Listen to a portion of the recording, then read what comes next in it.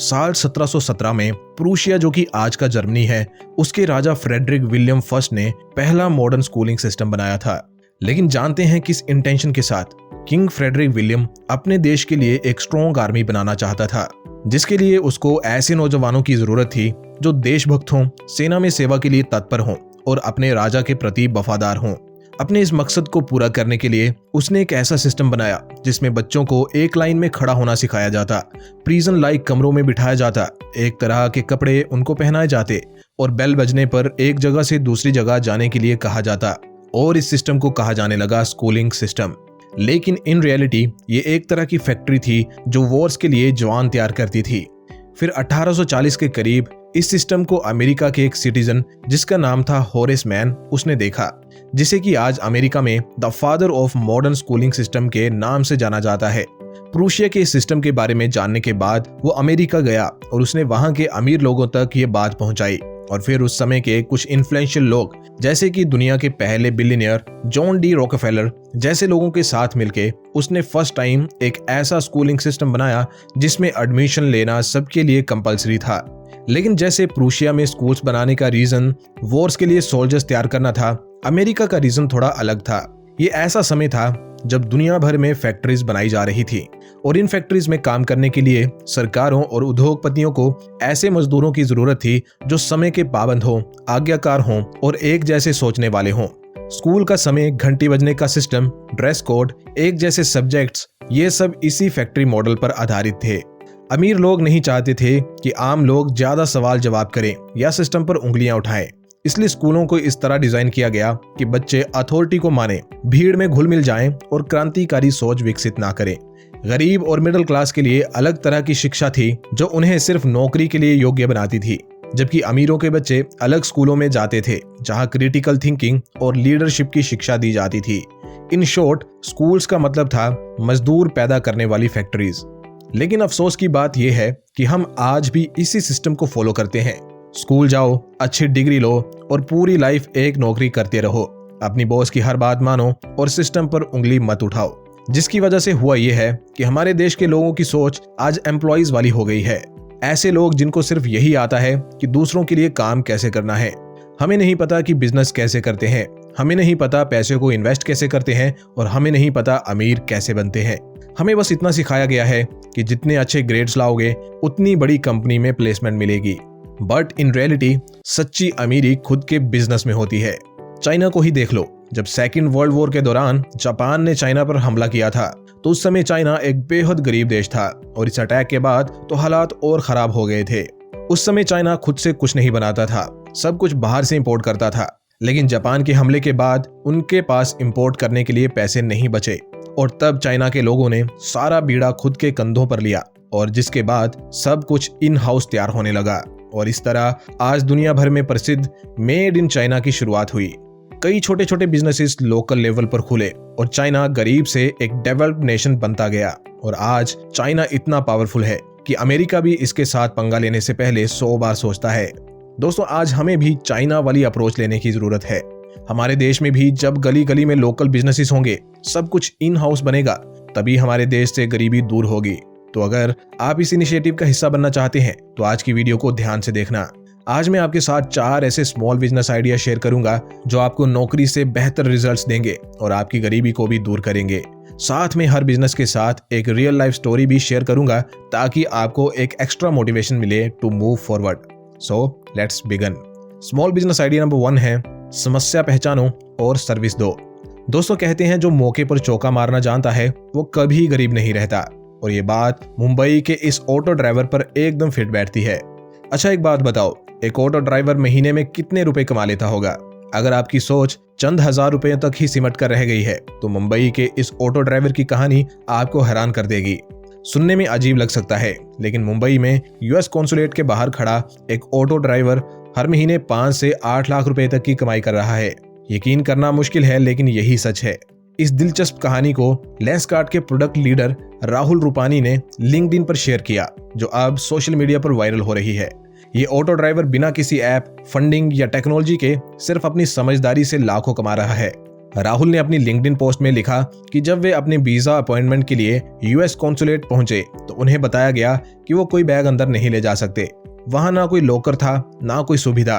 तभी एक auto driver ने कहा, सर बैग दे दो, सेफ रखूंगा, मेरा रोज का है, 1000 रुपए चार्ज है। ये ऑटो ड्राइवर हर दिन कॉन्सुलेट के बाहर खड़े होकर आने जाने वालों का बैग 1000 रुपए में सुरक्षित रखने की सुविधा देता है।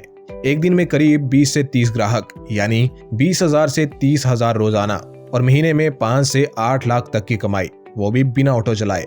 जब बैग्स ज्यादा आने लगे तो इतने सारे बैग एक ऑटो में रखना मुमकिन नहीं होने लगा, इसलिए ड्राइवर ने एक स्थानीय पुलिस अफसर के साथ पार्टनरशिप की, जिसके पास में एक लॉकर स्पेस है। अब बैग वहीं सुरक्षित रखे जाते हैं। ऑटो सिर्फ एक फनल की तरह काम करता है। दोस्तों, इसलिए कहते हैं जहां समस्या है वहां बिजनेस है। इस ऑटो ड्राइवर के पास ना कोई MBA की डिग्री थी, ना स्टार्टअप प्लान, बस थी तो अवसर को पहचानने की समझ, और उसकी इसी सूझबूझ के कारण आज वो लाखों कमा पा रहा है। दोस्तों, इस तरह के अवसर अक्सर हमारे सामने होते हैं, लेकिन या तो हम इग्नोर कर देते हैं या हमारे ये नोटिस में ही नहीं आते। बट अब से आपको क्या करना है कि देखना है अपने लोकल मार्केट्स में कि लोगों को क्या समस्या आ रही है डे टू डे बेसिस पर। क्या लोगों को सस्ते ट्रांसपोर्टेशन की समस्या आ रही है? अगर हाँ, तो उनको सस्ता ट्रांसपोर्टेशन प्रोवाइड करने का जुगाड़ लगाओ, जैसे कि ओला और उबर ने किया और बिलियंस ऑफ डॉलर्स की कंपनीज बनी। अगर लोगों को हाउस होल्ड के कामों में मुश्किल आ रही है, जैसे प्लम्बिंग में, क्लीनिंग में, कारपेंट्री में, अप्लायंस रिपेयरिंग में, तो उनकी मदद करने का तरीका ढूंढो और बिजनेस बनाओ, जैसे अर्बन कंपनी ने किया। देखो, जहां भी ह्यूमन सिविलाइजेशन है वहां जरूरतें हैं, समस्याएं हैं, और उन समस्याओं का समाधान ढूंढ के इजीली एक सर्विस बिजनेस बनाया जा सकता है और लाखों में महीने का अर्न भी किया जा सकता है। बस आपको थोड़ा हटके सोचने की जरूरत है। अब आइए अपने अगले स्मॉल बिजनेस आइडिया की तरफ बढ़ते हैं, जो है अनकन्वेंशनल फार्मिंग। दोस्तों, एक समय था जब हमारा देश खेती बाड़ी के लिए जाना जाता था। आजादी से पहले इंडिया की 90% इकोनॉमी एग्रीकल्चर पर रिलाई करती थी, जो आंकड़ा आज घटकर 20% रह गया है। खेती से किनारा करने के लोगों के पास कई कारण रहे हैं, जैसे कि फसल का सही दाम न मिल पाना, फसल का तबाह हो जाना और मौसम की मार, फिर सरकारी सिस्टम की असफलता, पेस्टिसाइड्स के साइड इफेक्ट्स और किसानों पर बहुत ज्यादा कर्जा चढ़ जाना। 2022 के NCRB की एक रिपोर्ट के अनुसार 2022 में लगभग 11,290 किसानों और खेत मजदूरों ने इन सब समस्याओं की वजह से आत्महत्या की। यही रीजन है कि आज लोग फार्मिंग की तरफ जाना ही नहीं चाहते। लेकिन आज भी कुछ ऐसे लोग हैं जो खेती करके लाखों कमाते हैं, क्योंकि वो कन्वेंशनल फार्मिंग से हटके फार्मिंग करते हैं, इसलिए उनको जल्दी ही सफलता भी मिलती है और वो लाखों रुपए भी कमाते हैं, जैसे कि वेस्ट बंगाल के अरूप कुमार घोष ने किया। उन्होंने कन्वेंशनल फार्मिंग जैसे गेहूं, धान इत्यादि से हटके मैरीगोल्ड यानी गेंदे के फूल की खेती शुरू की और आज वो महीने का 50 लाख रुपए का बिजनेस कर रहे हैं। गेंदे के फूल के भारत में बहुत सारे उपयोग हैं, जैसे मंदिरों में पूजा के लिए इसका भरपूर इस्तेमाल होता है, फिर शादियों और फंक्शंस में और मालाओं के लिए गेंदे के फूल बड़ी मात्रा में इस्तेमाल किए जाते हैं। ओवरऑल इंडिया में रोजाना बड़ी मात्रा में इन फूलों को यूज किया जाता है और फेस्टिव सीजन्स में तो इनकी डिमांड आसमान छू जाती है। ऐसे में गेंदे की खेती एक प्रॉफिटेबल फार्मिंग साबित हो सकती है। गेंदे की खेती के अलावा कुछ और अनकन्वेंशनल फार्मिंग के तरीके हैं जिनसे लाखों महीने के कमाए जा सकते हैं, जैसे कि नंबर 1 मशरूम फार्मिंग, कम लागत में की जाने वाली खेती जो छाया और नमी में होती है। नंबर 2 बी कीपिंग या एपीकल्चर, फूलों और फसलों के आसपास मधुमक्खियां पाली जाती हैं जिससे शहद और वैक्स दोनों मिलते हैं। Number 3 aromatic and medical plant farming, जैसे tulsi, ashwagandha, stevia, lemon grass, vetiver आदि। आयुर्वेद और फूड इंडस्ट्री में इनकी भारी डिमांड है। नंबर 4 एग्रो फॉरेस्ट्री, एक ही जमीन पर अनाज, सब्जी और पेड़ जैसे नीम, सागवान, आम एक साथ उगाना। और भी ढेरों तरीके हैं जो सादा फार्मिंग से हटके हैं, जो कम जमीन और लागत में भी ज्यादा मुनाफा दे जाते हैं। आप अपने आसपास ऐसे किसान ढूंढ सकते हैं जो इस तरह की खेती कर रहे हैं और अपने लिए एक पसंदीदा खेती करके लाखों महीने के कमा सकते हैं। लेकिन अगर आपको खेती करना पसंद नहीं है फॉर एनी रीजन, तो नेक्स्ट बिजनेस आइडिया के बारे में जान लो, जो है small business idea number 3 coffee vending machine business. Coffee vending machine business एक आसान, कम इन्वेस्टमेंट और लो मेंटेनेंस बिजनेस मॉडल है जो आज के office, hospitals, shops, college, railway station, malls जैसी जगहों में तेजी से बढ़ रहा है। अगर आप कम पूंजी में शुरू होने वाला एक पैसिव इनकम सोर्स खोजना चाहते हैं तो ये बिजनेस आपके लिए अच्छा विकल्प हो सकता है। ये एक ऐसा बिजनेस है जिसमें आप कॉफी या चाय, सूप, हॉट चॉकलेट आदि की ऑटोमेटिक मशीनें कंपनियों, ऑफिसों या पब्लिक जगहों पर लगाते हैं। लोग मशीन से टोकन या कॉइन डालकर या फ्री में कॉफी लेते हैं और आप इससे नियमित कमाई करते हैं। ये बिजनेस करना भी बड़ा इजी और स्ट्रेस फ्री है। आपको बस वेंडिंग मशीन खरीदनी है या रेंट पर लेनी है, फिर इंग्रेडिएंट्स और सप्लाई तैयार करनी है, उसके बाद मशीन को लोकेशन पर सेट कर देना है एंड एट लास्ट मशीन को मेंटेन करना है और सप्लाई देनी है। That's it. अगर आप पर कप चार्ज करने वाला मॉडल चूज करते हैं तो आप पर कॉफी 5 रुपए से 15 रुपए तक चार्ज कर सकते हैं। 100 कप भी डेली के बिके तो 500 से 1500 डेली का बिजनेस पक्का, वो भी बिना किसी मेहनत के। धीरे धीरे आप इस बिजनेस को एक्सपेंड भी कर सकते हैं। एक के बाद 2 मशीनें, 2 के बाद 4 और इसी तरह मल्टीपल लोकेशंस पर मल्टीपल मशीन्स लगाकर आप अपने इनकम को मल्टीप्लाई कर सकते हैं और मेहनत फिर भी उतनी ही।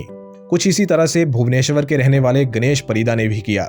56 साल के गणेश ने सिर्फ 23,000 की शुरुआती लागत लगा के ये कारोबार शुरू किया था और आज वो 3 करोड़ रुपए का बिजनेस कर रहे हैं। उन्होंने power grid, AIIMS Bhubaneswar, Bank of India, TCS, L&T जैसे बड़े बड़े क्लाइंट्स को अपनी सेवाएं दी हैं। गणेश परिदा की स्टोरी से आप समझ ही गए होंगे कि कॉफी वेंडिंग मशीन वाला बिजनेस कोई जोक नहीं है, बल्कि कम लागत में शुरू होने वाला ऐसा धमाकेदार बिजनेस है जो आपको लाखों कमा के दे सकता है। दोस्तों, अगर आपको अभी तक के बताए गए बिजनेस आइडियाज असरदार लगे हैं तो वीडियो को लाइक कर दो। हमने बड़ी मेहनत से ये बिजनेस आइडिया छांट कर आप तक पहुंचाए हैं, इसलिए जितने लोगों के साथ हो सके वीडियो को शेयर करो और वीडियो को लाइक भी कर दो। अब आज के लास्ट स्मॉल बिजनेस आइडिया की तरफ चलते हैं, जो है handmade Indian craftsmanship. Handmade Indian craftsmanship business यानी भारत के पारंपरिक हाथ से बनी चीजों का व्यापार एक ऐसा बिजनेस है जो भारत की संस्कृति, कला और आत्मनिर्भरता को जोड़ता है। ये ना सिर्फ एक प्रॉफिटेबल बिजनेस है बल्कि भारतीय कारीगरों और गांवों के जीवन में भी बड़ा बदलाव ला सकता है। अगर आप एक लो इन्वेस्टमेंट, हाई इमोशनल वैल्यू वाला बिजनेस शुरू करना चाहते हैं तो ये आपके लिए परफेक्ट अपॉर्चुनिटी है। ये एक ऐसा बिजनेस है जिसमें आप भारत के विभिन्न राज्यों के हाथ से बनी वस्तुएं जैसे लकड़ी की मूर्तियां, मिट्टी के बर्तन, कढ़ाई वाले कपड़े, पारंपरिक गहने, हाथों से बने जूते आदि को ऑनलाइन या ऑफलाइन बेचते हैं या खुद बनवाकर ब्रांड तैयार करते हैं। ये बिजनेस कला और संस्कृति को कमाई से जोड़ता है। भारत में 3000 से ज्यादा क्राफ्ट फॉर्म्स मौजूद हैं। 13 मिलियन से ज्यादा कारीगर भारत में काम करते हैं और भारत का हैंडीक्राफ्ट सेक्टर $4 बिलियन से ज्यादा का एक्सपोर्ट करता है। आपको इंस्टाग्राम और व्हाट्सएप पर 1 लाख प्रति महीना कमाने वाले कई लोग मिल जाएंगे। ऐसी ही 2 बहनों की एक इंस्पायरिंग स्टोरी है जिन्होंने 1 लाख रुपए की इनिशियल इन्वेस्टमेंट से ये बिजनेस शुरू किया और आज 5 करोड़ रुपए का बिजनेस कर रही हैं। अनुजा गुप्ता और प्रतंक्षा गुप्ता 2 बहनें हैं।